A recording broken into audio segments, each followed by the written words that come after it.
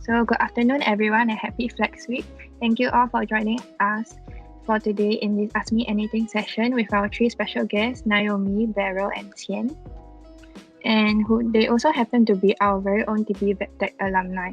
So I don't want to take up too much time because we do have a lot of interesting questions that were sent in by y'all for our guests to answer. So without further ado, let's kick off this session with a round of self-introductions. So Naomi, whenever you're ready, you can give an introduction of yourself and maybe give a brief background on your current major. Hi, so I'm Naomi and I'm currently a year 1 physiotherapy student. I'm studying in SIT. So in Singapore, there's only one physiotherapy uni degree, which is in SIT. Otherwise, there will be other overseas options. So hi, I'm Qian Hui, or Qian for short. Currently a year 2 biological sciences major at NTU. So biological sciences is essentially just biology, but NTU focuses more on the molecular aspects and is more targeted towards like research techniques as well. Hi everyone, I'm Beryl. I graduated from TPVWC in 2020. So I'm currently a year 2 major in life science at NUS. So life sciences, actually quite self-explanatory. We study about life. So microbes, plants, animals, humans, all included. And we also study a bit about the environment and climate change as well. So it's quite a broad spectrum degree that can open a lot of different career options for you. Yeah.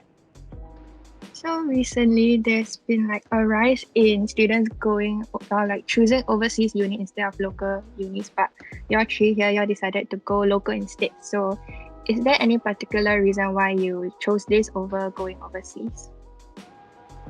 I think the main reason would be for the financial cost. It's definitely much more cost efficient to study in Singapore than to go overseas because you don't only have to worry about the school fees, you still have to worry about your accommodations, the traveling, and as such. Yeah. Singapore is also SIT is also a government-based school, so the school fees are similar to NTU and NUS. Per trimester, we pay 3.8k, and there are 3 trimesters in 1 year.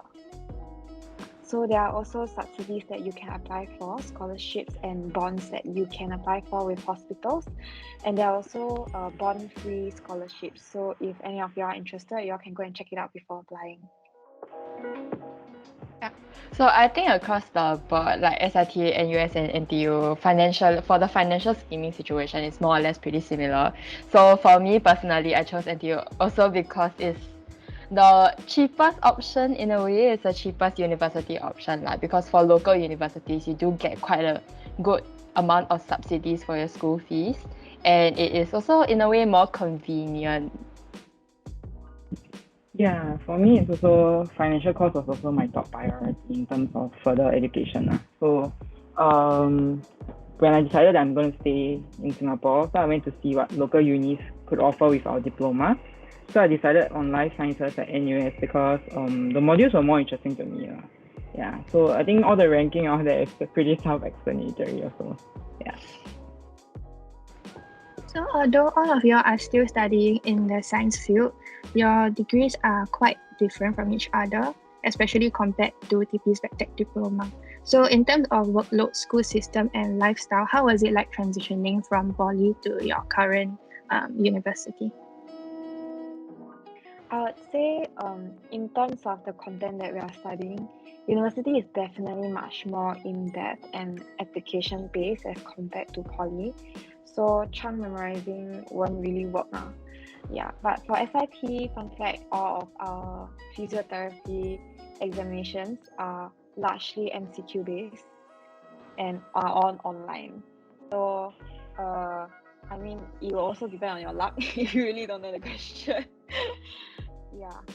Other than that, I think Poly has pretty well prepared us for projects and presentations because you can expect the same where every module will have one major project, group project, and individual assignment to do. Yeah. So don't forget all the icon lessons or like the research techniques that you all learn in poly, because you will definitely need it and revisit it in uni. Yeah, so actually generally it's pretty similar to like poly. Honestly, the main difference would be the depth of the workload. Like it is like I honestly struggled quite a bit when I just got into uni. So like if you gotta be mentally prepared. Yeah, but generally like nothing too different, nothing too drastic. So it's kind of like the same kind of system that you're used to in like your vet tech diploma currently. But one of the most underrated things you will definitely need will be like your I would say more soft skills, like your scientific comms or all your comms subject that like people like actually like everyone low key kind of like heart pain a bit, but yeah, it's really like it's something that will be very useful, and like you will have to carry it throughout, like even through your further education and into the workforce as well. Yeah, so lifestyle wise at NUS is quite similar to poly in terms of like your timetable. It's not like a strictly 9 to 9 school day. Then you have days that you have no classes, so depending on how you arrange your timetable. So it's not a very huge transition in my opinion. But I think we had a harder time because our poly classes were like pre-COVID. But then, so the transition to a full HBL was a little bit tough for me. But since you guys have the experience already, I think it should be okay. You should be able to handle it better than we did, I think. Yeah, then for school system, I think it will be a little bit confusing at the start because now your timetable is like, you have to organize it yourself. It's no longer like they just give you the timetable and be like, nah, you just come to class whenever. Yeah, so don't worry, prior to school reopening, they will conduct like some briefings and all that to just get you familiarized with the system. And then there are also like different societies and clubs in NUS that will provide information also. And if anything else, you can also come look for us and we will be glad to assist you in that. And as for workload, Sorry, okay, go on. As for workload wise, yeah, it's similar in terms of we have assignments and projects. Yeah, so the main difference would be the amount of preparation work you need to do before every lecture.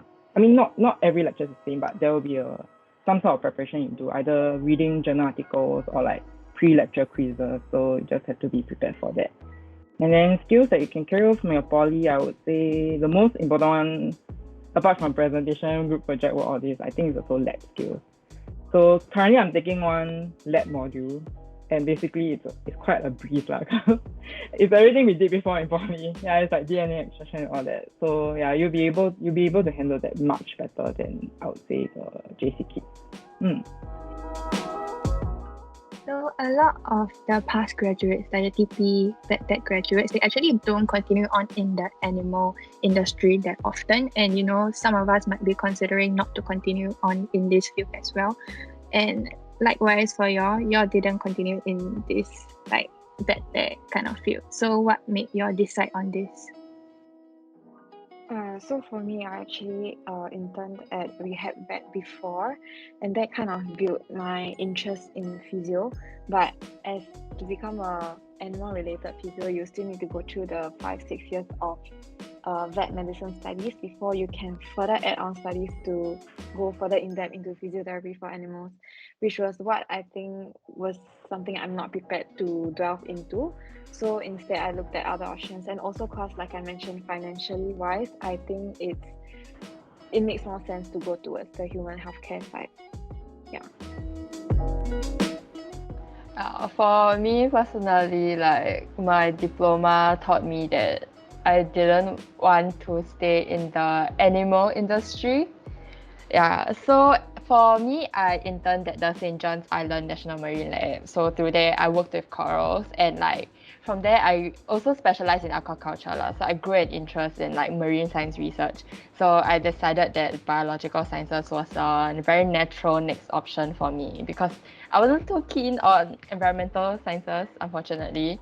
Yeah, so that's why I decided to go into bioscience because I feel like it is a broad and vague enough degree that I can essentially just pick and choose whichever modules that I want. So I have taken ecology modules as well. So in that sense, like I still have the flexibility to choose what I want to study.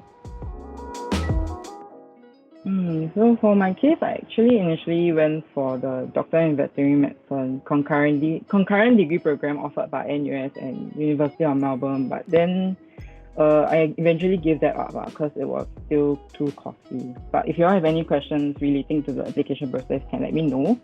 Yeah, so if you think about animal-related courses in Singapore, it's actually very rare. I think it feels like we almost have nothing.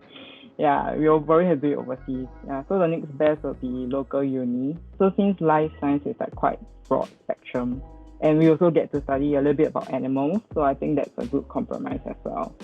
Yeah, so to choose what course is suitable for you, I think there's a lot of trial and error. There's no like straight and smooth path for everyone.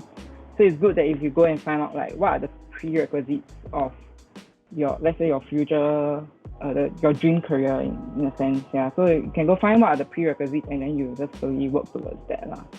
Yeah.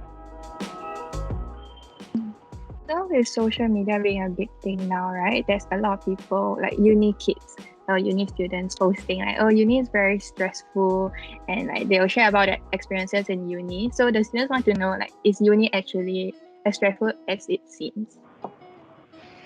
Stressful, I would say it will definitely be a jump for studies-wise from poly to uni, so that is to be expected. But then again, I think it all comes down to how you arrange your time properly. So it is possible to still have fun, still go out and enjoy yourself, still study and still score well, and even go out and work. So there will be a lot of pockets of time in your schedule. You will realize that you actually have to yourself.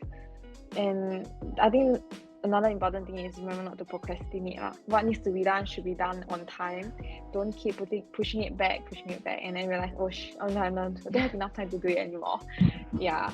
So as long as you keep a good time management, I think there should be no problem.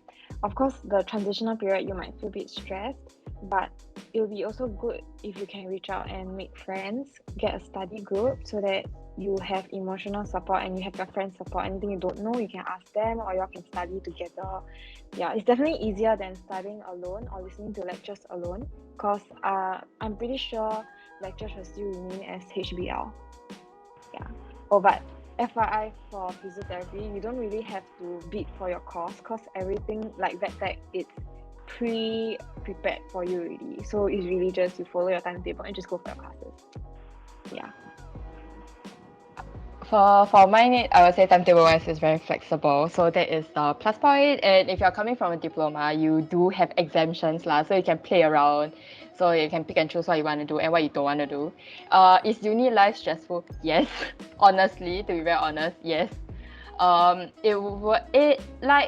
Okay, to some extent I mentally prepared myself for it to be a big jump, but it was a bigger jump than I thought. So like I was like kind of shocked. But like at the end of the day, like it's not as bad lah. It's always the transitional period that's the worst. So it's like you're trying to find your footing in a completely new environment lah. So of course that will be like maybe your first year will be tougher, but it does get better. And like Naomi's mentioned, right, studying together with your friends. So like that is it's actually very useful lah. So what me and my friends did is that we actually have a friend group Google Sheets. So we'll kind of log our tasks for the day. Then we'll just like kind of like sometimes skip a bit, challenge each other. So it kind of helps like motivate each other. And like having study buddies, like especially if you are staying in hall, also like definitely helps a lot lah. And it kind of guides you through it eases you into the transitional period as well. Yeah, uni is very stressful. There's no other words to put it. It's stressful. The learning curve is steep, and then it's very application based also. So like your quizzes and tests is like a whole new level. You thought you know, but when you do, it's like, do I know? Yeah.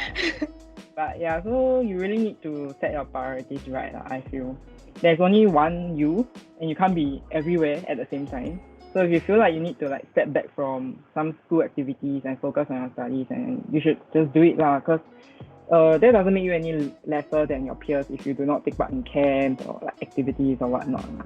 Yeah, so the first year will be tough, transitional phase as everyone said, but once you get a hang of it, you'll be okay. Yeah. So let's talk more about the school environment now. So the students want to know, what are your coursemates like? So for physio, right, there's actually a large age range. So you can see people in their 30s, people in their 20s, or people who have been out in the working field for a long time before they decide to come back and upgrade their skills. So I would say you get to meet many various different types of people in different stages of their lives.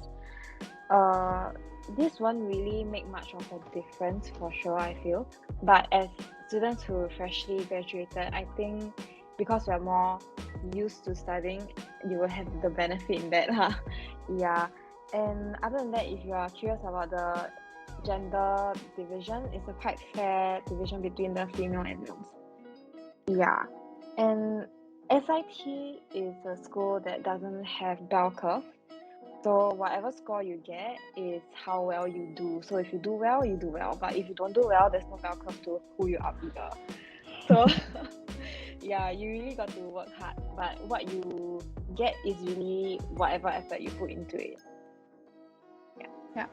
So I would say for bioscience, the gender ratio is also like definitely more guys than you see in like better. I don't know how your current batch is like, but yeah, the ratio is like more balanced in that sense.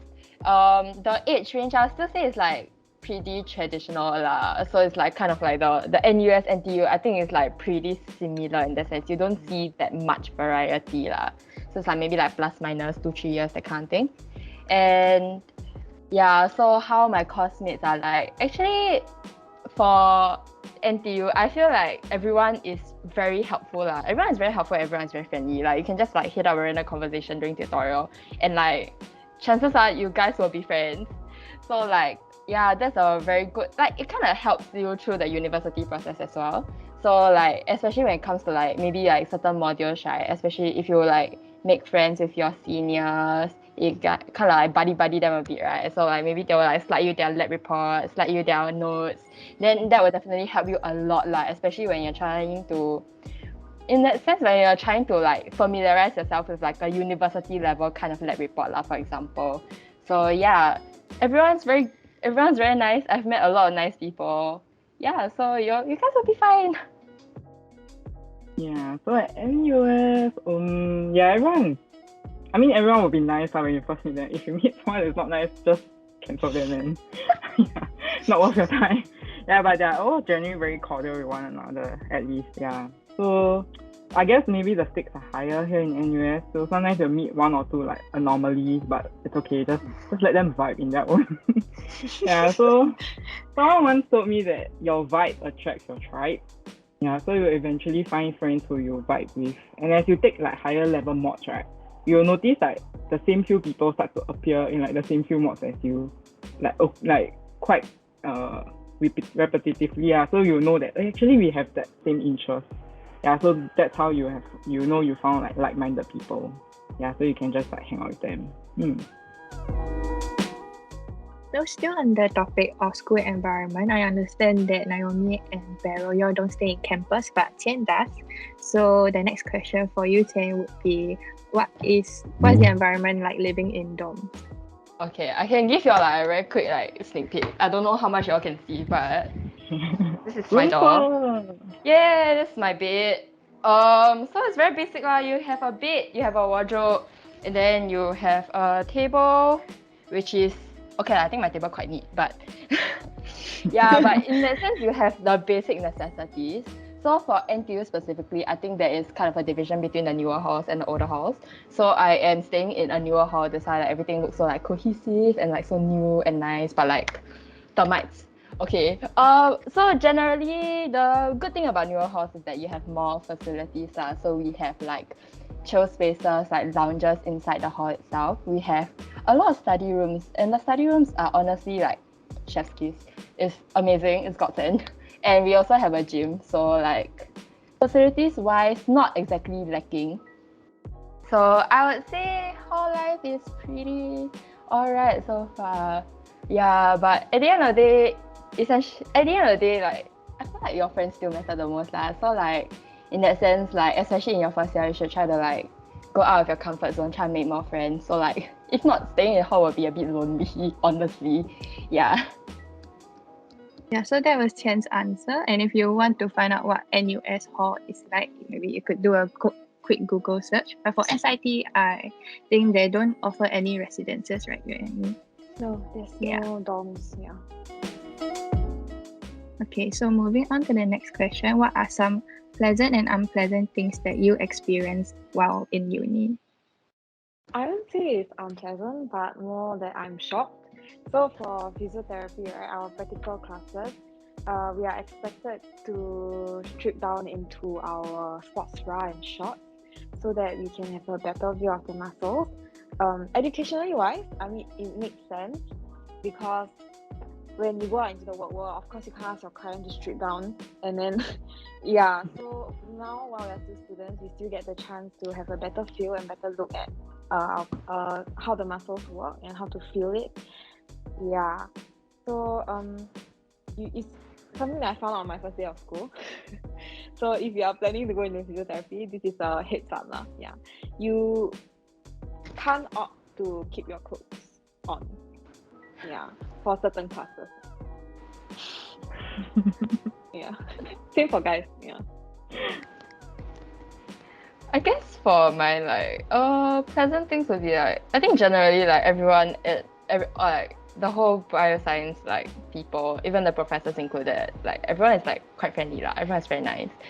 But I would say like for each professor, they may have like a certain teaching style or working style that's very specific to them. So it may not be your thing. So some people may feel like may go for the first lesson and feel like, oh, actually like I don't think this teaching style is for me. So they may want to drop the module. So like that is one thing that you will learn throughout your years studying here. You'll learn who is better suited for your learning needs and you will adapt accordingly lah. But I wouldn't say it's super unpleasant. It's just something that comes part and parcel together with the entire learning and educational journey. Yeah. For me, pleasant experiences would be, I guess, the friendships and as well as field trips. Yeah, the uni field trips are really very fun because you get to go to like secluded and like restricted areas to collect samples for your report or whatever that you need to collect lah. Yeah, but it's with permission lah. The school will obtain permission, so that's quite fun. Unpleasant things would be maybe not unpleasant, but also like shookening. Yeah, it's like group project issues lah. So you think that in uni everyone's adult, right? Yeah, but sometimes that's not the case.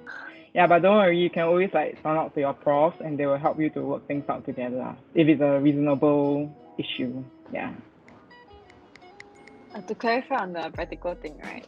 So if in any case anything does happen or you feel uncomfortable or in anything inappropriate happens, like the school does take it very seriously. So don't have to worry too much about it, I would say. And to be honest, once you start going for practical so often, like twice every week, right, it will become a habit. Yeah, because for every 1 hour of practical class you do, you are expected to have at least 4 hours or more practice. If not during your practical exam, you will really, really struggle. Yeah, I can just like summarize across the board. I think like one consistent thing is the school infrastructure is very supportive of the student body lah. So if anything does crop up, right, you do have people that you can reach out to that will be more than willing to help you. And I think even for TP included, so there are like resources such as like career counselors and like just counselors in general. So if you ever feel like you need issues, not you need issues, we all have issues. But if you ever feel like life is a bit overwhelming, you can just like reach out to them and they are like more than willing to help you, guide you through the entire process lah. Especially career counselors, they are like really underrated. But I think if you start like seeking them out earlier in like trying to figure out your career path, etc., right, it can be really, really helpful lah. Yeah. And I think this applies to all unis, but most of the time there will be something like a mentorship program where seniors will be like tagged to you. If you're given the chance to join it, I would say it will be a good thing to join because your seniors are the ones with all the, for physio especially, you can't study just based on lecture notes. You need your textbooks. So all these textbook links, actually, your seniors can help you to get them, and you can also ask them for advice and help. I think it's really helpful because, to be honest, when you're plunged in a new environment, you really don't know what to do, and everything is like I really don't know what to do next. How do I get this done? Or yeah. So now we're mostly all past the teenage years. So it is quite common to be in a relationship during this time, and it is normal to worry about whether you can balance your personal relationship with your school life. So the next question is, how would you balance your your personal relationships with your studies? And maybe Naomi can answer this. Yeah, so I'm directed this question because I'm currently dating someone. So my boyfriend is also from physiotherapy. So I think for us, we're lucky in the sense that we can study together still. So studies and romantic relationships wise, I would say in the end it depends on what you put priority to, and you all both have to understand that and agree on that studies is still more important. Yeah, and like I said at the start, time management, if you all can properly plan out your time, you can always plan to have fun time outside too. Yeah, so I don't really think it will be a problem. Yeah, maybe I can just add on. So like previously I was dating a senior in hall. So I think one good thing about like having relationships in university is that you can really push each other to like achieve more with your time. So like can really motivate you to say apply for more internships, apply for more opportunities like mentorships and this kind of things that can help you like really figure out your career passions and your career interests. So and it also makes for a very good study buddy lah. So you have someone there, then you like maybe you won't feel so lonely, then you all can like push each other. So it's not all bad, it's not that bad lah. Like yeah. And it's quite helpful lah, I would say. Yeah, I got nothing to share. I'm dating my degree.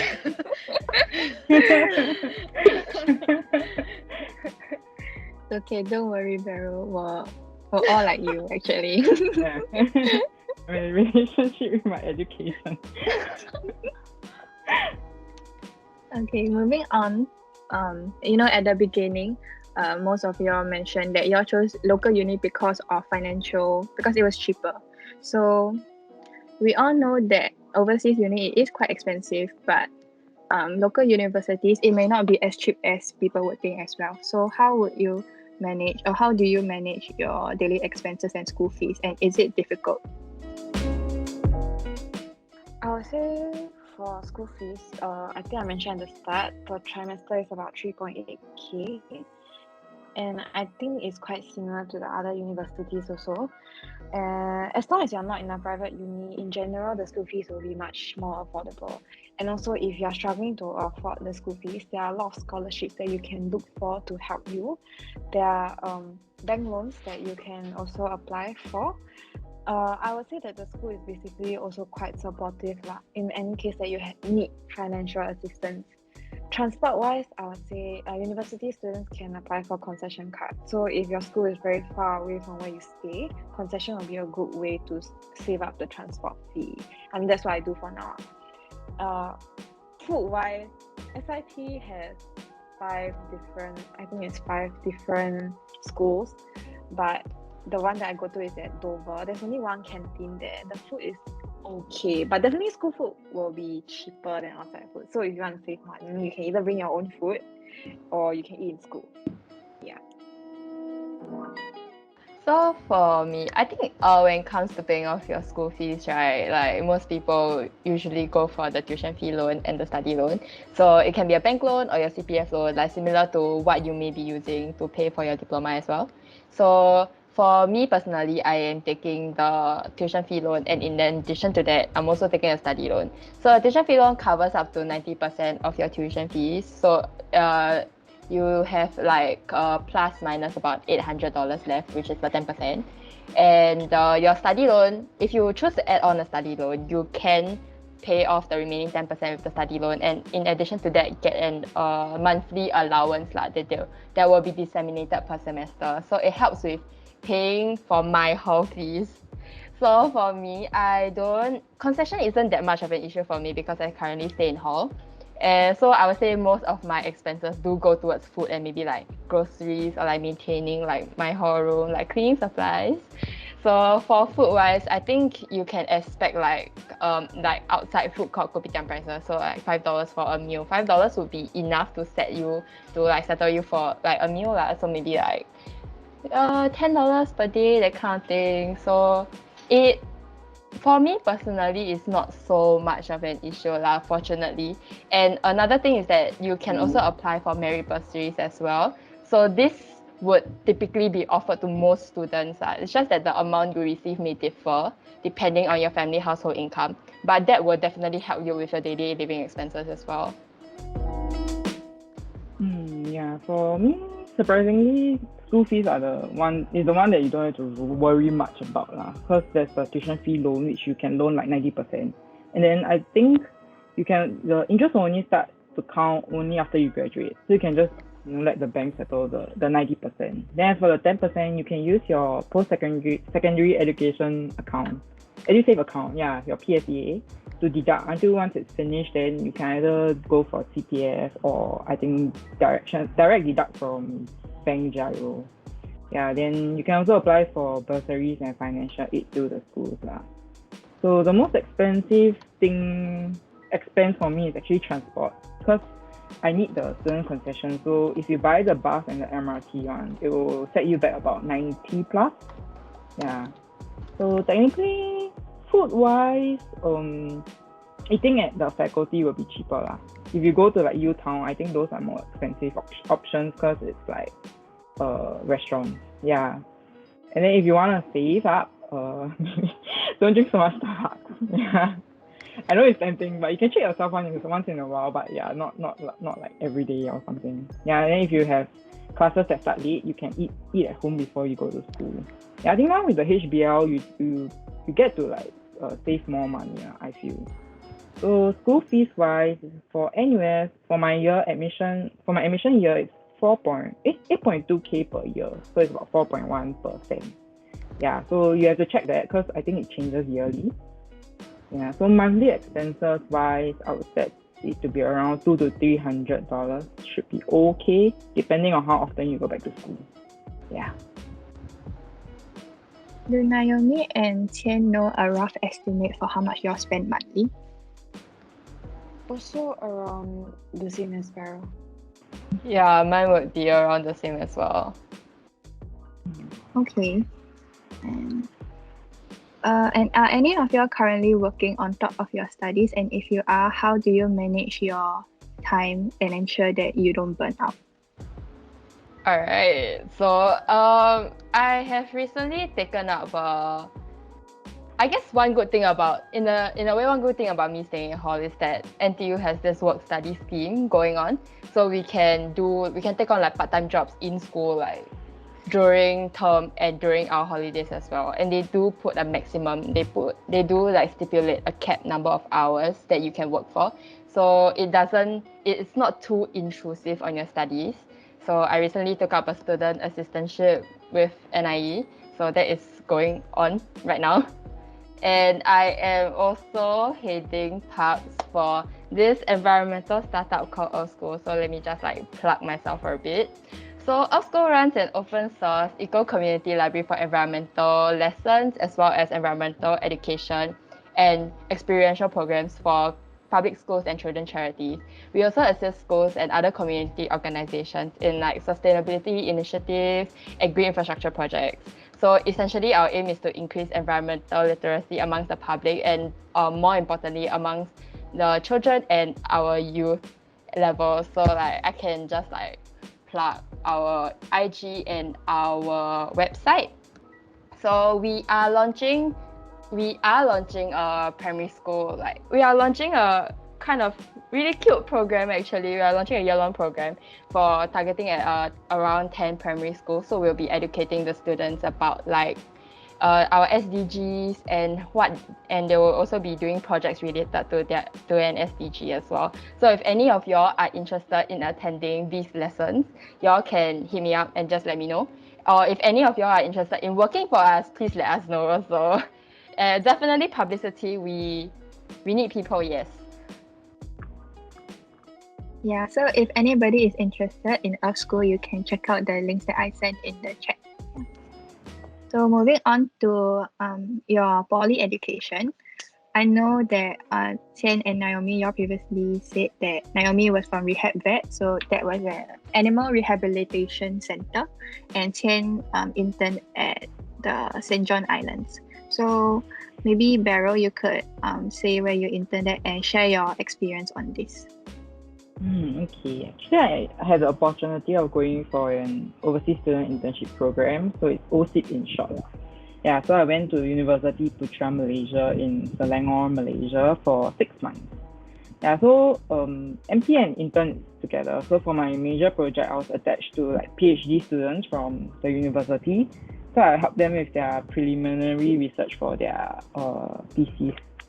Yeah, so I worked on probiotics and I formulated a cocktail mix for vibrosis prevention. Then for intern side of things, we'll just sometimes assist my supervisor in her practical sessions because it's also still a university. So you get to help in practical sessions and field trips as well. Yeah. And you also, if the PhD students need help, sometimes we will help them in the lab as well.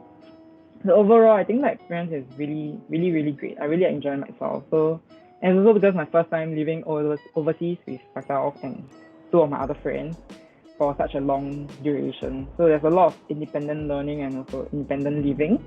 Like you need to plan your time, when to start your experiment, so you can finish in time. And then also like if weekends you need to do your laundry because your laundry won't do itself. Yeah. So you can really get a taste of. You can also really get a taste of what being a researcher is like. Because your experiment is yours, then you also need to, if you have running experiments that are like time sensitive, you need to go back on weekends or like at odd hours, kind of thing. Yeah, so you also can use this as an opportunity to see if you are suitable for the lab life. Because if research is a path you want to go down, I think this is quite a common occurrence. Yeah, so you get to make a lot of friends. You get to also pick up a new language if you are good with languages. Yeah. Yeah, so I still keep in contact with my friends from Malaysia. So overall, if COVID is good and everything open up and OSIP starts again, 10 would recommend. Yeah, so we will go there and come back definitely as a more mature scientist and individual. Yeah, and you also appreciate the little things that you get to enjoy in Singapore. I think as students, right, a lot of us worry about our GPA scores as well. So, especially because our VetTech diploma, especially, it is quite competitive within the course itself. So the students want to know what were your GPA scores. I would say my GPA is very okay, but not exactly high either. I scored 3.5. Yeah, but I would say at the end of the day, right, even if you don't score that well, it's still possible to get into university. What you can do to help improve your portfolio, I would say would be, since you have time now until application starts, you can go out and go for internships at places that you know you have an interest in, and you can also confirm whether or not you would like to work in the industry in the future. Yeah, so for physio, right, there are actually a lot of my classmates that have background being a physiotherapist assistant. So relative experience in the same field or industry, I would say will be a big help. Yeah, and in any case, just make sure you don't regret not trying, right? Even if your GPA is not good, just try and apply. You never know whether you can get it or not. Yeah, of course, GPA will definitely be the first hurdle to cross. But if you do manage to cross it, I would say the rest really depends on your people skill, because you will also go through interviews and such. Yeah, for my GPA was quite average as well. I graduated with a 3.74. I was rejected in my first round of application, but don't give up because your $10 is at stake. Yes. Yeah, so you fight for your $10, then you just appeal. So basically, like, just try. Yeah, there's no harm in trying, and mostly just lose $10. So after the second round, fortunately, I got accepted. So I think it was probably partly due to my PI's referral, my intern supervisor's referral letter.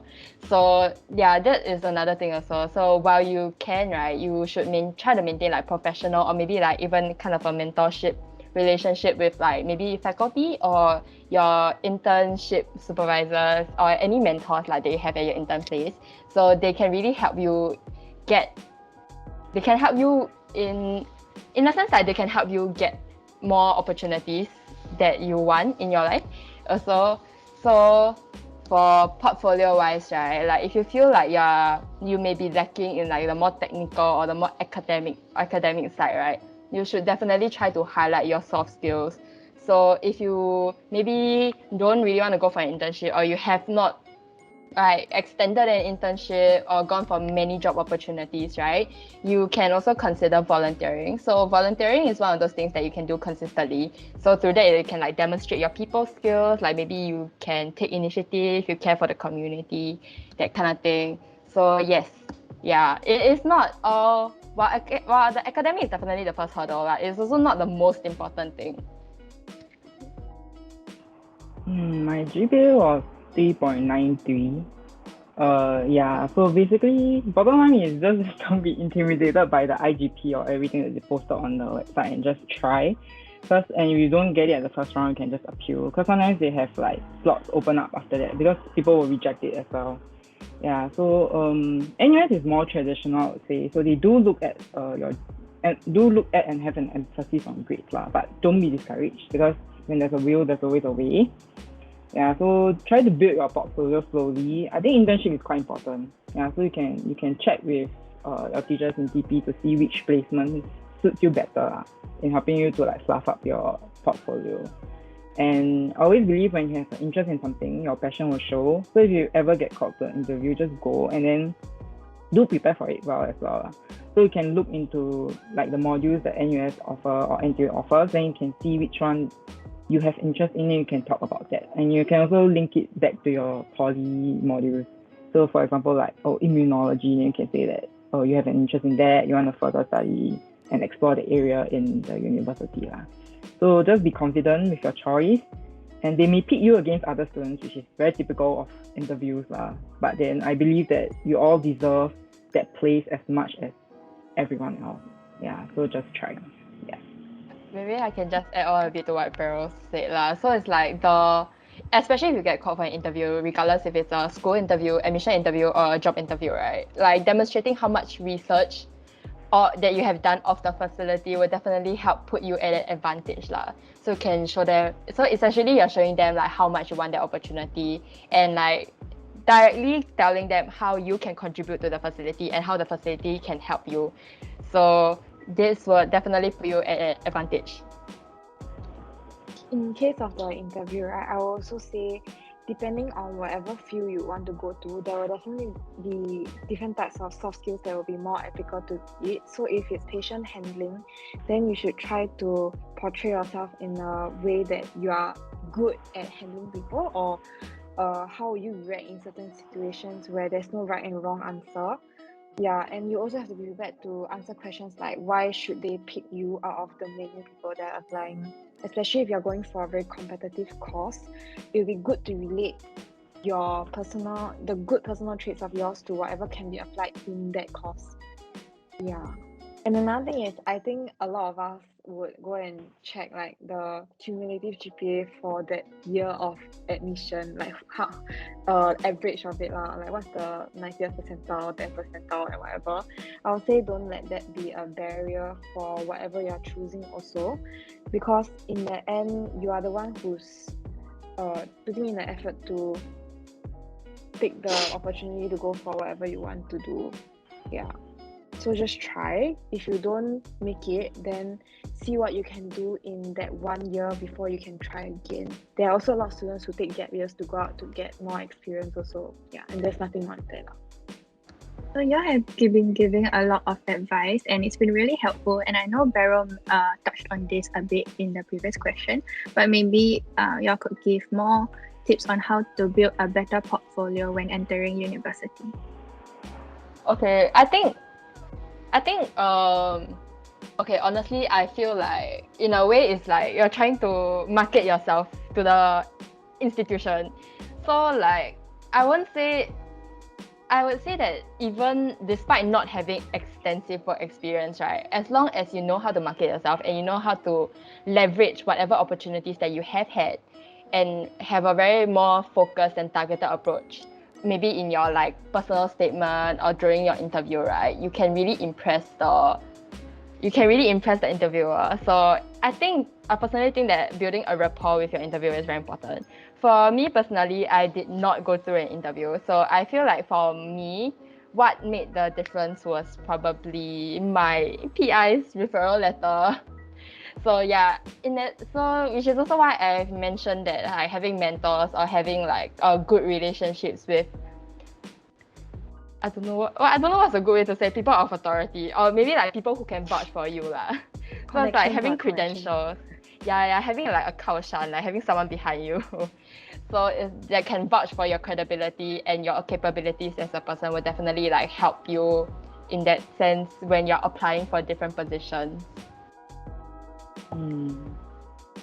Yeah, I would say if you need more time to figure things out, then don't be afraid to take that time. Yeah, because if you rush to do it, right, what if you enter and then you study halfway, you realize that this is not what you want? Yeah, then that will be extra cost and time also. So just take the gap year if you need. A lot of people do that. If you really are sure that life science is what you want, then use that. You can also use that gap year to like go and look for internships in labs or any other places that do a bit of like science and technical things in the lab lah. So you can build your portfolio, and then that will also help you stand out from the other candidates if you ever get called to interview. Yeah. To be honest, I think whatever course you choose, right, also might not be 100%, I won't say correct decision lah. But in the end, after you finish your studies, you might realize that, hey, maybe this isn't the course for me. Maybe I want to do something else. It's also very normal, and it happens quite often. So, really, I would say at that point of time when I was choosing my course, I would say just really go for what you think you would like, and of course put much thought into it, but don't be too harsh on yourself in that sense. Yeah, and for now, right, for those that are still in year 1 and year 2, for those year 3s that are already going to graduate, maybe this will be too late, but for year 1s and 2s, right, y'all will still have a chance to grab leadership positions, go and join the clubs and societies, apply for a leadership role. I mean, BWC now is our current president, right? Yeah, y'all can aim for these kind of roles. It will definitely boost your portfolio, I would say. Other than that, if you want something with more low commitment, I can say you can look for competitions to join. I'm sure TP do advertise on the different type of competitions that are going on at certain periods of time. Like you can hit Mr. Alden up for the Science Baskers. I think it happens every year. Not sure if it's over this year yet, but you can go and talk to him and ask him about it. Or these competitions usually won't last that long and they will not have much of a commitment period, I would say. So these are the things that you can look into to boost your portfolio. Yeah. Especially now, if you're free, if it's school holidays, I'm not too sure what the schedule is like now. But yeah, go and do your homework, go and see what you can do to help yourself. It's good to start early. Yeah, always look into the future. Yeah. And like, I guess also just want to emphasize that like, there is absolutely no shame in taking a gap year, and there's absolutely no judgment in entering like university late. University is something that you can always go into, but the experience that you have during your gap year, maybe working, interning, or just trying out different opportunities and figuring out what you truly want to do, is more important and more valuable than like rushing into university. You don't want to regret rushing into things. Yeah, and adding on to that, for gap year, maybe those who are considering to take one, you could go for internships or even work part-time or full-time at a related industry. So that will help to put you at a better advantage, and yeah, it will look better on your portfolio also. Yeah. So Just thinking about whether you like this or not will not help you to realize whether or not you're suited for the industry.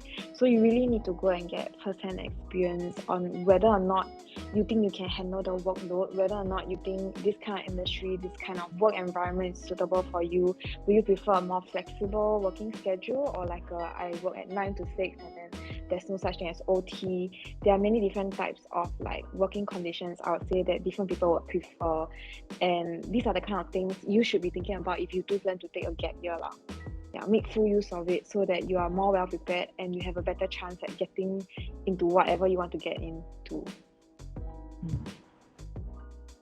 So you all have been sharing a lot about your experiences in uni, and after hearing all this, I can't help but wonder, do you all regret going to a local uni? Definitely not. I mean, I'm only at my second trimester, so I can't comment too much on that. Yeah, but I think at the end of the day, it's what you take it to be. If you're going to go at it at a very negative mindset, the next 3 years of studies is going to be so tough.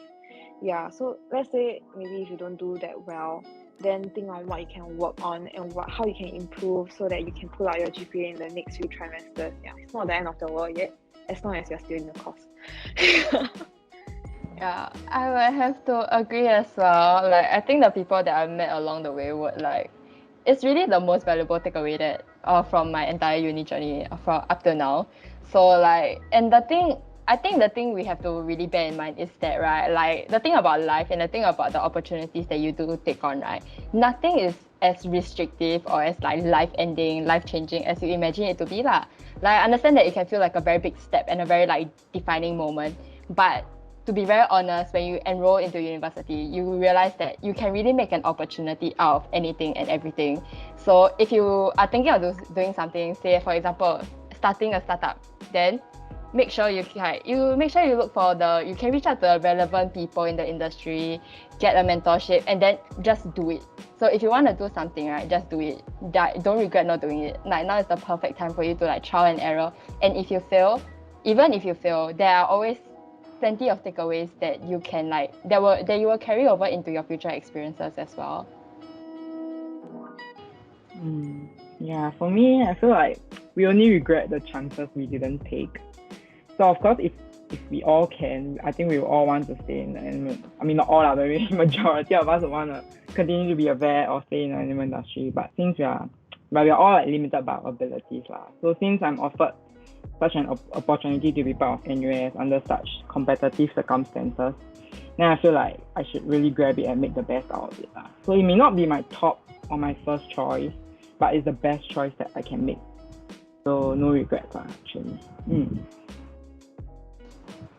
So see, as the amount of time we have left, we only have time for one more question, which is, what are some interesting things that you learned only after entering uni? I think, to be honest, like what Qian said just now, it's actually not that much of a life-changing step that you take lah.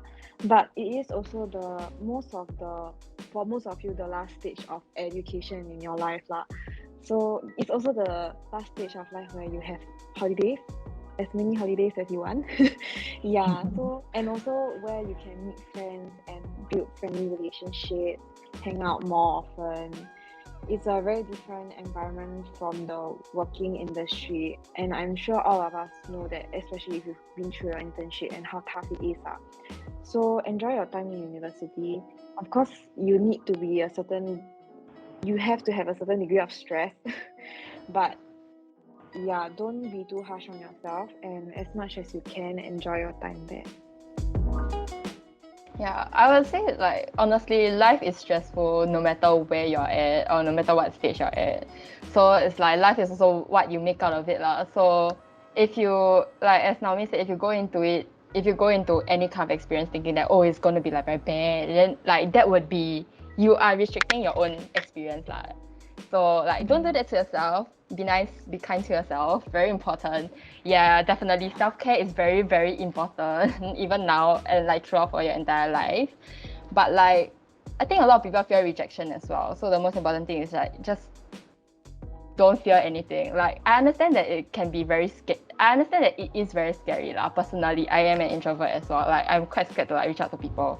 But like my tactic is like I start off with one person. So you just buddy up with one person and then you will branch out from there lah. So the most important thing is really just to, if you want to do something, like ignore the fear, just have your courage and just go for it. Like if you don't like it, you can always drop it. But if you do like it, right, it is an experience. It is a memory that you will carry with you lah. Yeah, and then interestingly, I think that we cannot be too fixated on the idea that the animal industry is just like vet tech and vet med and that's it. Yeah, so actually you can specialize in biodiversity and then you are still working with animals. So you are also considered like animal related industry. Yeah, and then just don't, if you ever get in uni or in life, just don't be so hard on yourself lah. Actually uni is just a bunch of kids, like adult kids, kid adult. We actually a majority, still figuring out ourselves. Majority of us still don't know what we're doing, but we're just doing. We're just working, doing what we need to do. Very true. So whether in year 1, year 2, or when you apply for uni, just don't be too hard on yourself. Yeah, sometimes you feel like the world is just passing you by and then you are stagnant. But yeah, one step at a time, just do your best and everything will be okay in the end. Yeah. Okay, we still have 4 minutes left, so maybe we have time for one more question. And this one would be, do SIL points help in entering uni? So maybe you could speak on your experience on that. I forgot what SIL points is for. SIL points is for your leadership role and then your leadership, community service. Yeah, like we mentioned just now already, having these leadership roles or like competition backgrounds would definitely help boost your portfolio. But I don't think they will exactly look so clearly into your, like exactly for what you get what points and then add up together you get what points. So in the whatever documents that you are submitting, right, most likely you need to write out like an introduction about yourself and then why you should enter this course. And like how I mentioned just now, it's important to be able to extract like the important characteristics that that particular field would like more or would like see highly. So I would say SIL point is important to a certain extent because those characteristics come from that kind of experiences. Yeah, but if you are year 1 and 2 and you are trying to build out your SIL points, please go for it when you're free during your holidays. Do something about it lah. Don't just wait until the end. You realize there's not enough time to juggle between your internship and to build out your portfolio anymore. Yeah. So I would say SIL points are good in the sense that like the opportunities are there while you're still in TP. The opportunities are available for you. So if you want to grab it, just go for it. But in the sense, it is definitely more important to just leverage off of whatever that you have done.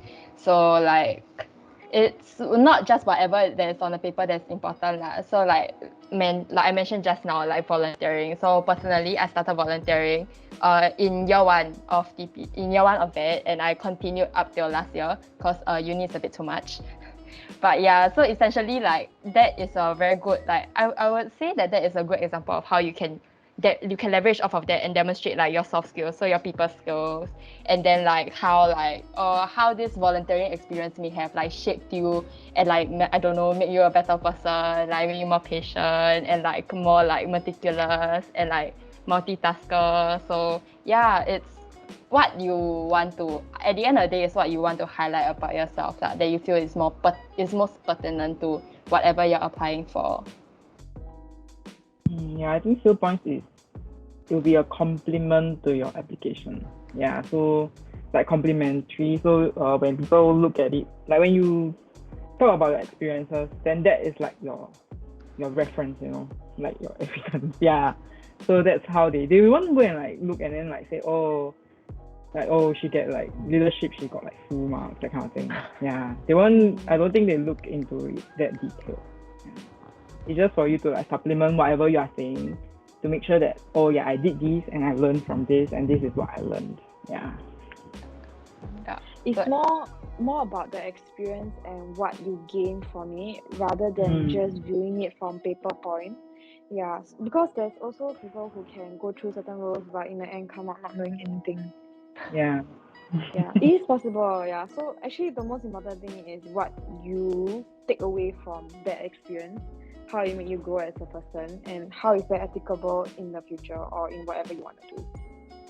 Yeah, so it's like in a way like you just back up what you can say about yourself. So like if you say like, oh, maybe I have good leadership, I have a, like I'm a good leader, so you maybe can demonstrate with that, like, oh, I was president of like VWC, so it's like this, and I helped do this, so this can help demonstrate your capabilities as a person. So in a sense, like I feel like at the end of the day, as long as, especially if you're going for interviews and like your personal statement, as long as you're very sincere in what you're trying to say, I think people can very easily tell whether you're sincere in what you're saying lah. So as long as you go in with like a good heart and like you just do your best, you will definitely end up somewhere that you're happy with. Be confident and don't be afraid to sell off your good points, I would say. Yeah, because if you know that it is what you can do, then you shouldn't be shy of talking about it. Okay, thank you so much, Beryl, Naomi, and Qian. Unfortunately, this is all the time we have for today, and your advices and sharing have really been helpful. I'm sure it has, and I hope that this session has been useful in answering everybody's queries about local university, and hopefully everyone has gotten a better insight in deciding which post-poly education pathway is suitable for you. So we do have one more question, which is what are some tips to enter life science as bioscience? So don't worry, if you are curious about the answer to this, we'll be posting Beryl's and Qian's written answers on our Instagram page at TPVWC. Yeah. So if you do want to find out like what their responses are, just look up on our Instagram. And as to conclude this, is there anything the three of y'all would like to say as a final note? I would say, like I've been saying just now already, don't let it become something you will regret in the future if you don't go for it. What's most important now is what you feel for. Yeah, so just try your best and attempt, at the very least attempt, so that you don't regret not trying. Yeah. I think it's very important to keep in mind that like nothing is ever that serious or as damning as you might imagine it to be. I mean, of course, like don't go there and just like do whatever you want lah, like but it's like nothing is ever that serious so honestly just do your best, and if you get it, you get it. If you don't, there's always other opportunities. There are plenty of opportunities out there. You just have to seek it out and create it for yourself. So honestly, just there is no shame that comes with anything lah. All the shame is probably internal. So it's like, just be kind to yourself lah. Like don't try to do too much as well. Like if you understand what your limits are and what your capabilities are, and don't compare to yourself to other people lah. So just do what you do best, and like you do you, man. Yeah, generally just don't be so hard on yourself. Life is hard enough, so yeah, just be kind to yourself. Just take one step at a time. Uni is hard, but we're all in this together. Yeah, once you get past this stage, then I think, yeah, you can survive anything. Yes. So I understand that 1 hour might not be enough to answer everybody's questions, and after hearing your responses, the students may have more questions for you. So I'll be sharing our 3 guests' contact info, so y'all can just contact them through this, and when they're free, they'll try to answer you, and help you out a bit, because they've been in your shoes also. Give us 3 to 5 working days out. Yeah. Yes. We'll get back to you. Okay, then if that's all, thank you so much for everybody for coming for today's AMA session, and we hope to see you in our next Flex Week events. Yeah. Bye. Thank you. Bye. Thank you. All the best. Bye bye. 加油 All the best, everyone.